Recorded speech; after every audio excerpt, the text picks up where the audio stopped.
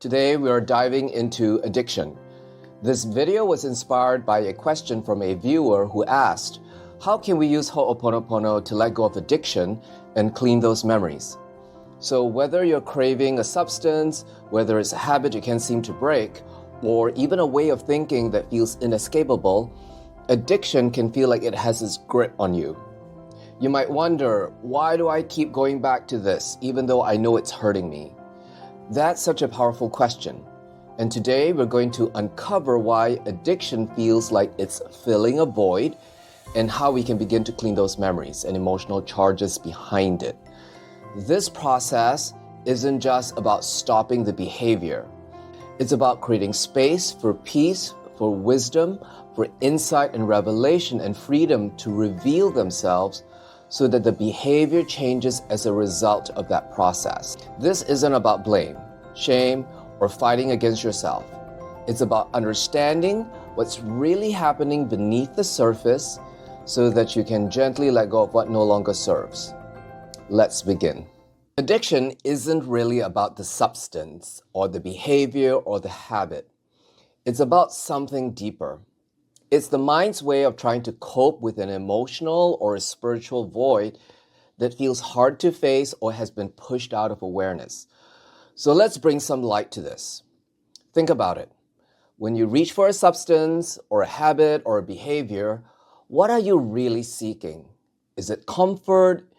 Are you escaping? Is there a relief that you're looking for? So addiction isn't about the thing itself. It's about the feeling it seems to give you. So where does this emotional void come from? It starts in childhood. As children, we naturally view the world egocentrically, not selfishly, but in a way that makes us believe that everything happening around us is because of us. So if our parents are fighting a lot, we might think, it's my fault. If they're upset, we might believe, I caused this.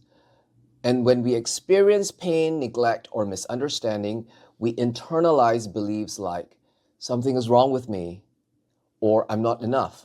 And we live through this reflection for years, even decades. As children, we are entirely emotional beings. We don't process facts. We absorb feelings. And because we want to belong, we accept the words, the behaviors, and emotions, and the energy of those around us as truth. From a metaphysical perspective, this is the beginning of our sense of separation. The belief that we are cut off from love, from wholeness, and from our authentic selves. This belief, though untrue, feels very real and palpable, and it creates a void inside, a feeling that something is missing. So the mind tries to fill that void. It might turn to food, to alcohol, shopping, or social media. These addictions feel like they're solving a problem, but they're only masking it. The relief is temporary and the void remains. And then the guilt steps in. After giving in to the addiction, a voice in your head might say, see, something really is wrong with you and you deserve to be punished. That thought can be so painful that you return to the addiction for relief, which only feeds the cycle. So addiction feeds guilt, and then the guilt feeds the addiction. It's a self-reinforcing loop and what we might call self-sabotage. So to break free, we must see this cycle clearly. Addiction isn't the real issue. It's a symptom, an effect of a deeper belief, a misunderstanding. It's the mind's way of trying to protect you from pain, from discomfort, even though it keeps you stuck. Once you can see this pattern for what it is, the spell begins to break. This is where Ho'oponopono comes in. It helps clean the memories and the beliefs that created the emotional void in the first place. It's not about fighting yourself. It's about first acknowledging and then healing the parts of you that feel separate, abandoned, unworthy, or broken, and then requesting for them to be transmuted into peace and light. So why do I keep returning to something even when I know it's harmful? The answer lies in the mind's need to feel safe and in control. Addiction, whether it's a substance, a behavior, or a way of thinking, feels like a solution. It's your mind's attempt to, one, fill a perceived void, 2, protect you from discomfort. And 3, numb the pain facing what feels unbearable. For example, if you feel lonely, the addiction might act as a substitute for connection. If you feel overwhelmed, it might offer an escape from stress. If you feel unworthy, it might distract you from the pain of that belief. The subconscious mind, your inner child, doesn't realize this strategy is flawed. It's like a kid afraid of a shadow, believing it's a monster and it's real. So once the pattern is established, it runs on autopilot, saying, this is the only way to feel okay. Now, here's something you can start to ask yourself. What is the payoff? What do you believe you gain from the addiction? Maybe it's the illusion of comfort, of control, or relief. Or maybe it's a way to avoid deeper feelings or memories. At its core, addiction arises from a sense of lack, a belief in lack, a belief that you are separate, vulnerable, and incomplete. This belief in separation is the original error, or what the Bible calls the original sin, where we believe we turned away from our source. And because we believe we have made this error, we see God as punishing or distant. We project that error out. So this way of seeing life only amplifies the void and the fear. So instead of looking within to reconnect with our source, we project that lack outward. We think, if I just have this one thing, I'll feel better. But that feeling never lasts because the addiction isn't addressing the real issue. It's only masking it. Now, you have to see through the illusion in order for it to break its spell on you.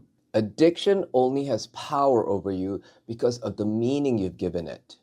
So when you ask, does this actually help me? You start to unravel the illusion. The payoff, temporary relief, control, or avoidance always comes at a cost. But Ho'oponopono helps you to clean the mistaken idea that you need the addiction to feel whole. Ho'oponopono will meet you at where you're at. So be patient. When you clean, you're saying, I'm sorry for believing I'm separate from my wholeness. Please forgive me for holding on to this illusion. Thank you for helping me see the truth. I love you for guiding me back to peace. Now, one of the biggest traps in addiction is self-judgment, or what I call self-attack. When we slip up, we think, I failed again. But that judgment only feeds the cycle. The guilt feeds the addiction feeds the guilt. So every moment is an opportunity to clean. If you relapse, use that moment to clean the shame and the guilt. I'm sorry for judging myself. Please forgive me for believing I'm not enough. Thank you for this chance to start again. I love you for guiding me back to peace. Remember, healing isn't linear. It's a process. Every step forward, no matter how small, matters.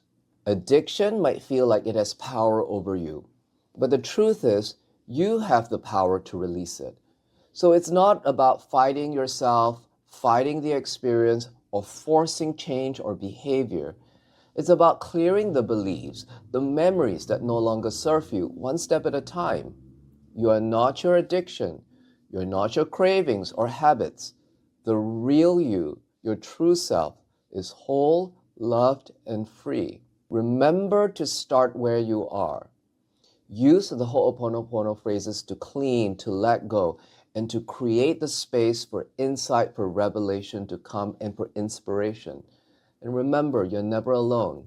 If you have questions or if you just want to share your journey, leave a comment below. And if you found this content helpful, please subscribe. Sending you so much love and peace. Till the next time, my friend.